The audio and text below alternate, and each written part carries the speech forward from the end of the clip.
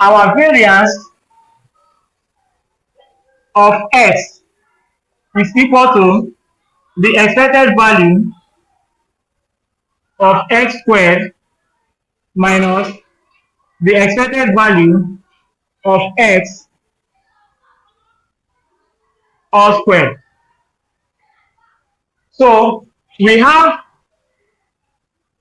recall that we got, for the expected value of x squared, we got lambda plus lambda squared, which is this.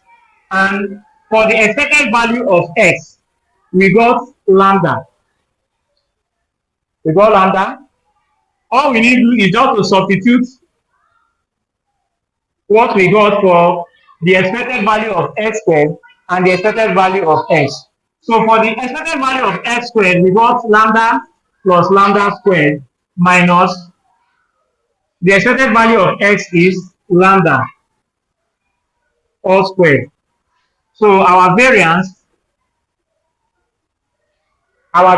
will now be lambda plus lambda squared minus lambda squared. So this is what we got. Of course, this can cancel this.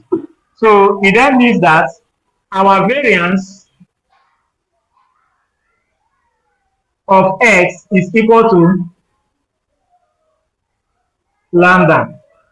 So we have succeeded in finding the expectation and variance for the Poisson distribution. For the expected value of x, we got this. For the expected value of x squared, we got this. And for the variance of x, we got lambda. For the characteristics function of Poisson distribution. For more on this topic, you need to subscribe to this channel.